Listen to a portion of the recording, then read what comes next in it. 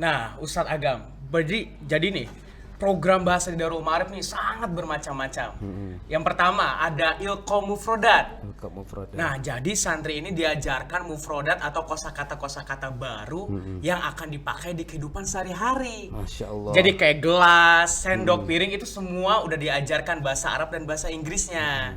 Nah, yang kedua itu ada muhadasah yaumiyah. Jadi percakapan sehari-hari nih. Jadi santri kalau misalnya ngantri kamar mandi, ngantri makan, semuanya sudah terkoordinir dengan bahasa Inggris dan bahasa Arab.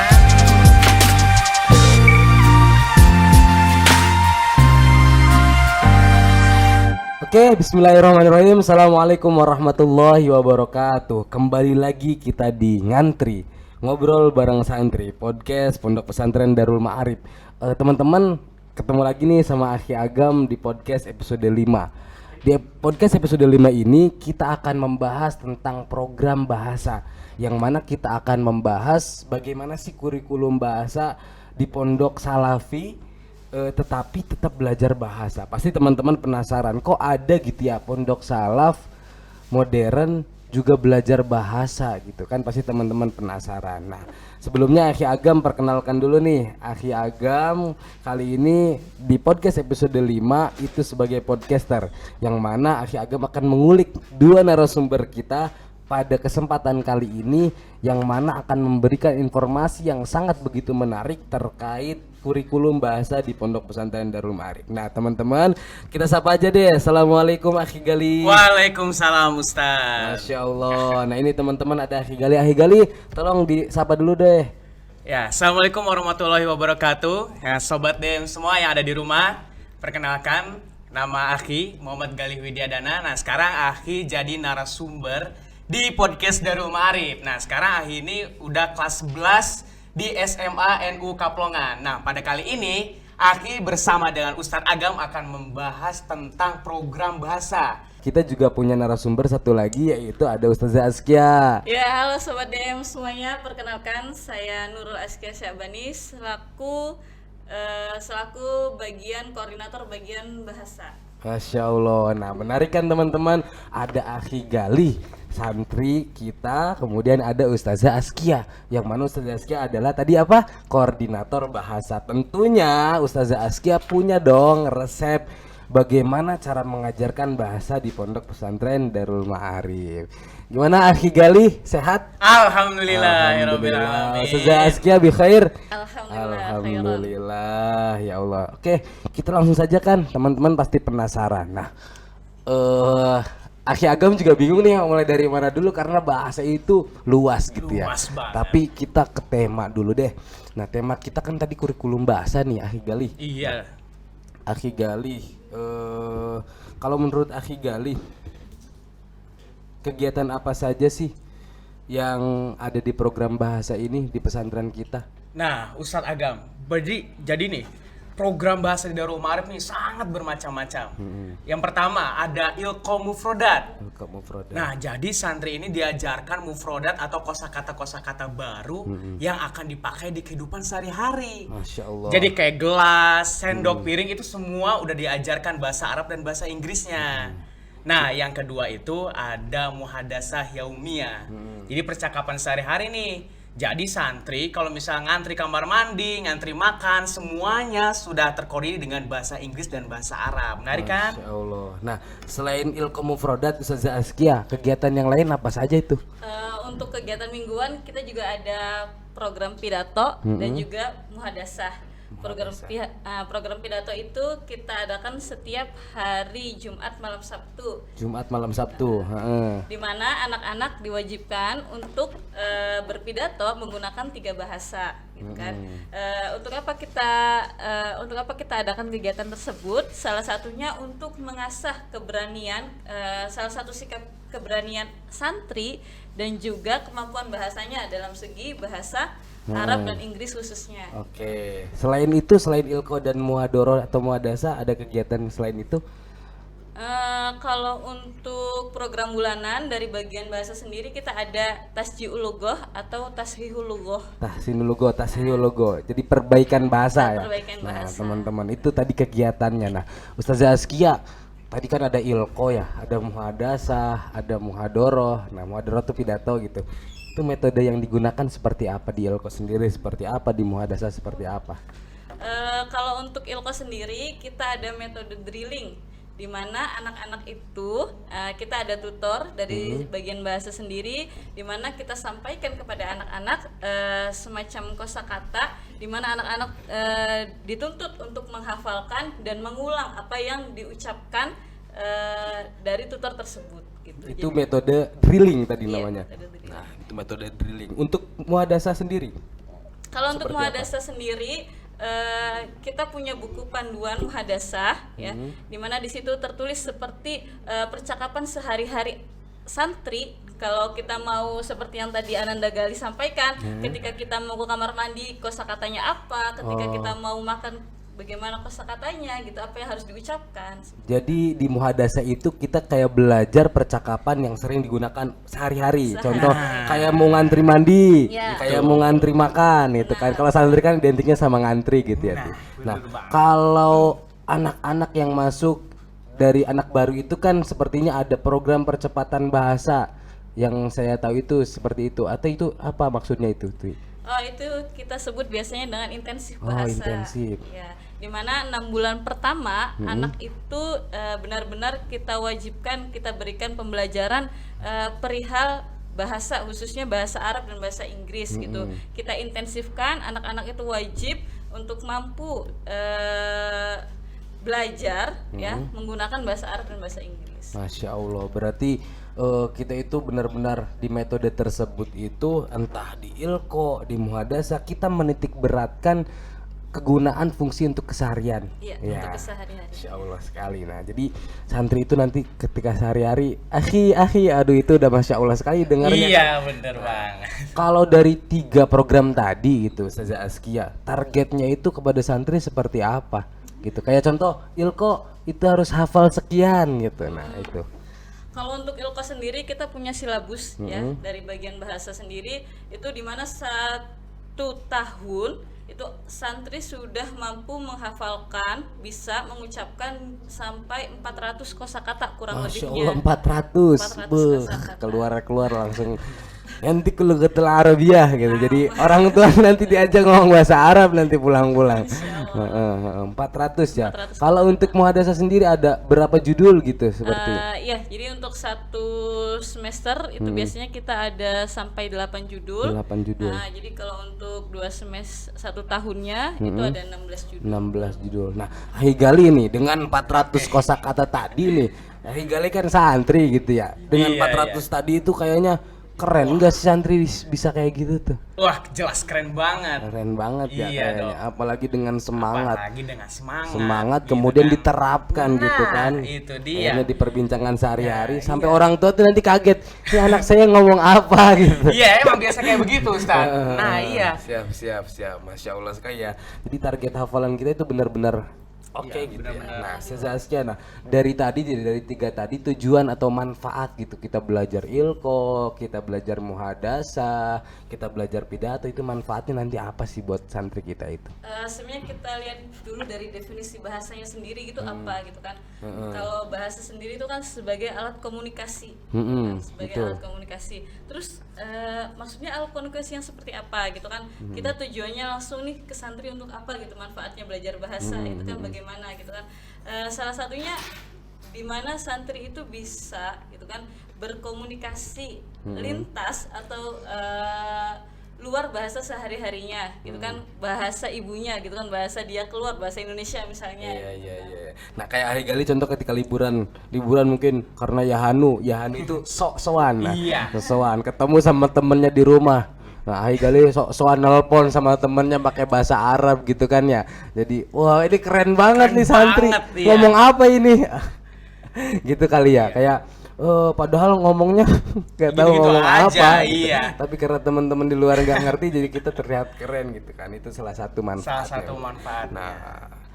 Nah, kira-kira nih, Ukhti Askia, selain kegiatan tersebut, hal apa yang menunjang bahasa santri untuk menimbulkan, yaitu menambah kemampuan santri dalam berbahasa?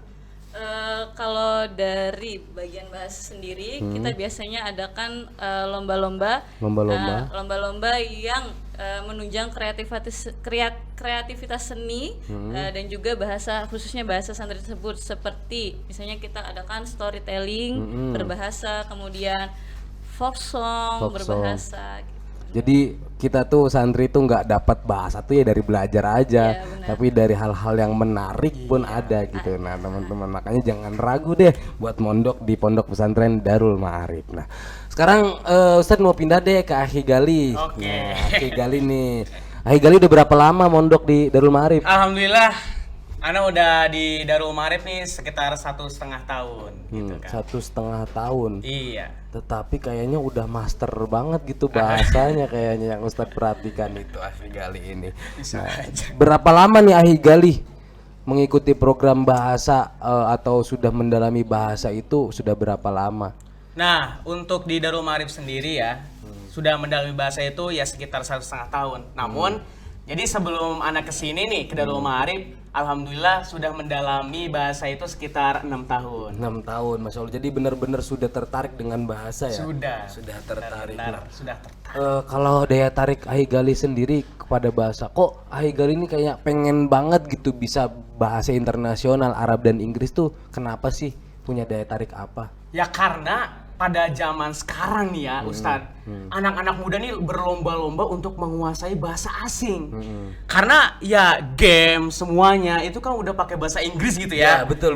Jadi kan ada istilah bahasa jaksel. Itu bahasa jaksel tuh apa sih? Ya kan percampuran bahasa Indonesia sama bahasa Inggris. Iya. Jadi buktinya apa? Berarti kita ini harus cepet-cepet nih berlomba-lomba untuk menguasai bahasa itu. Jadi pertama daya tariknya itu untuk membuka cakrawala pengetahuan kita. Jadi dengan bahasa itu kita nih gak stagnan doang nih di bahasa Indonesia terus kan, karena ya bisa kita akui gitu ya. Orang yang pakai bahasa Inggris gitu kan lebih terlihat intelektualnya. Iya, betul. Daripada yang biasa-biasa aja. Padahal kan bahkan di game-game juga sekarang bahasanya bahasa Inggris bahasanya gitu. udah bahasa Inggris Maka gitu kan. alasan apa lagi untuk kita tidak mau belajar bahasa? Nah, gitu betul kan. banget Ustadz. Oke. Kalau kayak saya pengen belajar bahasa Arab atau bahasa Inggris, pengen keluar negeri, nanti ada nggak daya tarik seperti itu? Ya, itu tentu aja kan. Karena pada saat ini gitu kan, kuliah di Indonesia ini udah ribuan nih mahasiswanya. Tapi yang keterima kerja gitu, kita main realita aja ya. Di dunia kerja ini jarang nih yang make perkuliahan di Indonesia. Jadi sekarang ini lebih banyak orang yang membutuhkan yang kuliah di luar negeri. Nah, ini salah satu daya tarik daya tarik untuk saya belajar untuk belajar bahasa Inggris dan Arab gitu kan. Masya Allah, semangat deh buat Akhi Gali nih. Aduh, kayaknya semangat banget nih. Nah, Akhi Gali nih kan tadi kayaknya udah 6 tahun, kemudian di Darul Ma'arif itu udah 1,5 tahun. Apa sih perubahan yang Akhi Gali rasakan setelah saya ini udah kayak udah kenal dengan bahasa Arab dan bahasa Inggris, setelah mendalami kemudian kenal dengan dua bahasa itu, apa yang dirasakan? Oh, tentunya perubahannya banyak sekali Ustadz ya. Salah satunya saya lebih pede untuk berkomunikasi gitu kan. Nah, baik berkomunikasi di jaring sosial media gitu kan. Nah, terus juga berkomunikasi dengan sesama santri di luar sana gitu kan. Jadi kita ini gak kalah saing gitu kan. Nah, selain daripada itu perubahannya, jadi kita ini jadi lebih bisa mengenal ilmu pengetahuan Ustadz. Nah, Gitu. Akhi Gali tadi kan kayak bisa komunikasi sama santri di luar, tapi kayaknya identiknya kalau anak pondok itu ya jagonya bahasa Arab gitu. Terus anak luar itu jagonya bahasa Inggris. Itu menurut Akhi Gali gimana tuh? Ya kalau misalnya anak pondok nih, kebanyakan kan bahasa Arab ya. Tapi sekarang kita lihat nih di aplikasi kehidupan sehari-hari, kebanyakan tuh bahasa Inggris lebih dominan gitu Ustaz. Karena apa? Karena ya pembelajarannya itu bisa lihat dari mana aja, dari film. Nah, dari banyak sekali artikel-artikel gitu kan. Tapi bener nggak sih kalau santri itu jagonya bahasa Arab doang, bahasa Inggrisnya nggak jago? Aduh, enggak. Justru saya nih lebih dominannya bahasa Inggris kan. Kayak nggak banget gitu Iya, ya. enggak Padahal banget di pesantren gitu kan. itu pasti kita juga tahu bahasa Iya, Arab, bahasa tahu Inggris. bahasa Arab, bahasa Nah, Inggris. Akhi Gali nih, Ustadz mau ngetes dong. Coba deh percakapan sama Ustaz Zaskia gitu. Contohin percakapan bahasa Arab, bahasa Inggris, ngomong deh kayak contoh percakapan sedang di kelas atau di mana gitu. Biar teman-teman ini tertarik. Oke, ini percakapan di mana nih? Di dapur. Santri sama Santri ustazah lah biasa. gitu. Apa ustazah kayak mau minjem HP gitu. Oh, minjem kan. HP, mau menelpon ceritanya. Coba contohin dong. Wih. Iya, contoh. Assalamualaikum. Is there Miss Azkia, please? Yes. Can I borrow your phone for phoning my parents in the home? Okay, you can. Oke, thank you, Miss. Nah, gitu. Contoh percakapan kecil Contoh teman-teman. kecilnya ya. Kalau mau tahu langsung ya silakan hubungi Harus Ahi Galih dong. nanti. Dites aja langsung Ahi Galihnya. Iya. Ini contoh santri kita nih. Nah, teman-teman, itu contohnya. Nah, Ahi Galih kan tadi katanya dominannya di bahasa Inggris nih. Iya. Nah, dominan di bahasa Inggris. Tapi bahasa Arabnya dilupain gak tuh? Ya enggak dong. Enggak, berarti tetap combine dong. Tetap. Nah, selain bahasa Inggris, ada nggak sih lagi belajar bahasa apa gitu? Nah, alhamdulillah sekarang nih lagi memperdalam bahasa Belanda nih, Ustaz. Masya Allah, ada apa dengan bahasa Nah, Belanda? ada apa nih dengan bahasa Belanda? ada Ya apa? karena nah, bahasa Belanda nih Ustadz ya. Kalau misal Ustadz tahu nih, sekarang ini banyak dari perkuliahan di Belanda itu lagi membutuhkan mahasiswa Indonesia nih Ustadz. Jadi ini salah satu peluang kita nih untuk berkiprah di luar sana. Gitu. Selain dari beasiswa. Selain dari beasiswa. Ya, betul. Selain dari beasiswa Karena itu kan juga. kalau biasanya kalau dibutuhin banyak beasiswa yang diberikan gitu iya, kan. iya, gitu. Nah, kalau menurut Ahi Galih, ini pertanyaan yang sering timbul gitu. Apa sih pentingnya belajar bahasa tuh? Oh, penting banget Ustadz. Yang pertama, Mm-mm. kita jadi lebih bisa mengeksplor ilmu pengetahuan karena nih banyak dari artikel di sosial media nih ya dari pihak luar negeri gitu kan, mulai dari CNN News, ADM Times, nah kan semuanya tuh pakai bahasa Inggris. Nah kalau misalnya kita gak bisa bahasanya gitu, mau gimana? Oke. kan? Gitu juga penting juga itu bahasa. Kalau Ahi Galih sendiri kan tadi udah 1,5 tahun nih di Darul Ma'arif. Iya. Pengalaman kemudian prestasi selama di sini itu gimana tuh? Nah, alhamdulillah selama 1,5 tahun ada udah masuk ke bagian organisasi penggerak bahasa Darul Ma'arif. Nah, terus untuk prestasi alhamdulillah sudah masuk ke finalis dari lomba pidato se-Jawa Barat nih. Masya Allah. Ini didikannya Ustaz Zaskia pastinya. Nah, Iya. sampai di Jawa Barat ya. Iya, Masya Allah sekali. Nah, ini teman-teman nih bukti contoh santri kita yang sudah berprestasi di bahasa. Jadi jangan berkira bahwasannya di pesantren itu tidak menguasai bahasa atau nanti di pesantren tua kolot belajarnya kitab gitu nggak ngerti bahasa. Nah tadi kan kita sudah ngobrol sama Ahi Galih. Nah kemudian sekarang nih, nah tanggapan Ustazah Azkia nih dengan jawaban Ahi Galih sebagai seorang ustazah koordinator bahasa. Nah potensi Galih ini itu timbul dari hal apa Ustazah? Kalau ngeliat Galih sendiri ya dengan semangatnya yang membara-bara seperti ini gitu kan, bisa dilihat Galih ini salah satu dominannya itu dari segi bahasa, kan? Nah, dari bahasa, dari kemauannya dia untuk belajar itu sangat tinggi. Apalagi kalau orang itu sudah hobi, sudah suka, itu akan gampang, akan mudah. Terus semua bahasa itu bisa dia pelajari. Betul. Nah, dengan contoh Galih ini, gimana Ustazah Azkia ini meningkatkan potensi anak-anak nih? Seperti apa tuh? Dengan semangatnya seperti kita biasakan anak-anak itu selalu untuk mengulang. Mengulang khususnya di segi bahasa itu nggak bisa kalau kita tanpa ada pengulangan gitu. Kayak praktek gitu. Pengulangan, praktek segala macam. Karena ketika kita punya kosakata yang beribu-ribu tanpa adanya praktek itu sama aja. Iya, betul. Tidak ada akan pengaruh sama Betul sekali. ya Ahi Galih. Betul, karena practice make perfect. Masya Allah.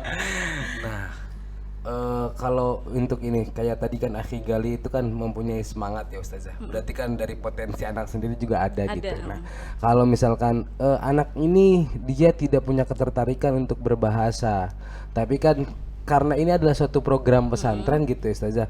Nah, untuk program pesantren ini yang sekiranya anak itu tidak mempunyai kemampuan atau tidak mempunyai keinginan atau potensi dalam bahasa, tapi sebagai karena ini adalah program pesantren yang mana kita ini harus memberikan hal tersebut kepada anak. Nah, gimana sekiranya ya minimal anak tersebut tahu gitu kan.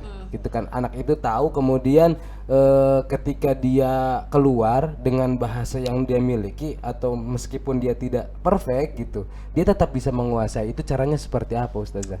Salah satunya dengan pembiasaan, Sat. Pembiasaan, Bahasa iya itu betul. dibiasakan gitu.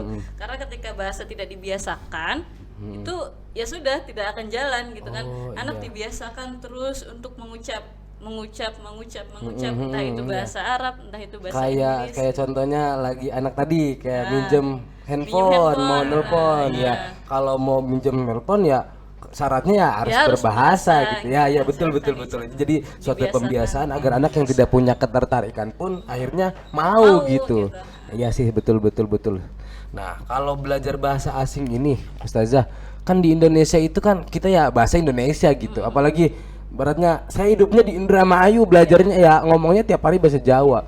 Kayak terus buat apa gitu belajar bahasa Inggris, bahasa Arab? Kadang mungkin kalau pemikiran Ahi Gali, contoh santri kita yang sudah berpikir ke depan sana, mungkin berpikirnya ya kita belajar dan lain-lain gitu kan. Tapi kalau anak-anak yang baru berpikirnya ya saya kan hidupnya di Indramayu, ya saya belajarnya bahasa Indramayu gitu. Saya hidupnya di Sunda, ya saya belajarnya bahasa Sunda. Nah, kiat buat teman-teman di luar sana bahwasanya belajar bahasa asing itu meskipun kita hidup di Indonesia itu perlu gitu. Itu gimana itu, Saza? Ya, seperti yang disampaikan Galis sih, kebanyakan tadi karena kita itu hidup sekarang di era globalisasi yang mana benar-benar membutuhkan kemampuan yang sangat besar dan sangat banyak gitu. Salah satunya dari segi bahasa gitu. Dari segi bahasa sendiri gitu. Jadi kalaupun kita tidak bisa gitu kan, tidak mau belajar, maka kita yang akan tertinggal. Betul. Apalagi di era sekarang ini ya. Iya, bener banget. Ustaz. Kalau Hegali nih, tadi kan kayaknya semangat banget. Pernah nggak sih kena hukuman gara-gara bagian bahasa atau Ya gara-gara pasti. gara-gara mungkin keceplosan ngomong bahasa Indonesia di depan iya. bagian bahasa itu gimana, Hegali? Bentuk hukuman di bagian bahasa itu seperti apa? Nah, bentuk hukuman di bagian bahasa nih bermacam ragam variasi ya, Ustaz. Gimana tuh? Apa yang Hegali pernah rasain deh? Contoh. Nah, yang paling anak rasain nih, ini yang paling parah atau yang biasa aja? Yang paling parah nih ya. Jadi, yang paling parah nih anak berdiri di depan akhwat atau gak santriwati. Santriwati. Nah, itu berteriak dengan lantang sambil berucap, Gimana? "No, y'all England. Let's speak English." Artinya, iya, sekarang ini masanya bahasa Inggris, mari kita berbahasa. Nah, itu terus diulang-ulang sampai bagian bahasanya itu nyuruh berhenti. Di depan Di akhwat. Di depan santriwati. Masya Allah gitu. Terus yang lain apalagi contoh? Ada lagi bentuk hukuman bahasanya, ini menurut saya unik ya, Ustadz ya. Nah, itu tuh kayak bentuk olahraga gitu ya. Tapi hitungannya itu sesuai dengan mufrodat yang telah diberikan. Kan tadi Ustadz Azkia udah ngasih 400 kosakata. Nah, 400 itulah jadi hitungan push up, sit up. Jadi contoh kita Scott jam tuh turun 1 kursiun turun, Nah, iya, terus naik kayak gitu. maktabun Nah, sampai 400 kosakata sampai itu 400 selesai. kosakata itu selesai. Itu keren sih, pasti terkenang gitu. Nah, iya, justru itu tujuannya, Ustadz. Dengan hukuman itu diharapkan kita ini untuk semakin mau nih belajar bahasa. Karena kalau misalnya kita nih, kalau gak dipaksa, gak bakal bisa terbiasa. Gitu, Ustadz. Sejak sih kalau ngukum anak gitu, contoh dia berbahasa daerah atau berbahasa Indonesia, itu hukuman apa yang sering saya berikan gitu anak-anak? Kita lihat dari, kalau Galih kan putra ya, kalau saya kan di bagian putri. Betul. Karena psikologis putri sendiri beda dengan putra gitu kan. Kalau di putri sendiri, ketika anak yang tidak berbahasa, maka hukumannya dia menghafalkan kosakata sesuai dengan kosakata yang telah diberikan. Jadi kita kayak review ulang misalnya hari ini kosakata dia sudah sampai 25 kosakata, maka dia harus mengulang mereview dengan memasukkannya pada kalimat. Jadi kayak dengan kosakata yang sudah diberikan, ketika dia mendapat hukuman, bukan hukuman yang didapatkan, tapi yang didapatkan adalah pengulangan apa yang sudah dipelajari. Dan itu benar-benar bermanfaat sekali sih. Oke. Nah, Ustazah, itu kan Ustazah kan sebagai koordinator bahasa nih, apa sih kayak saya berharap nanti ke depannya santri-santri kita seperti ini. Nah, itu harapan Ustazah seperti apa?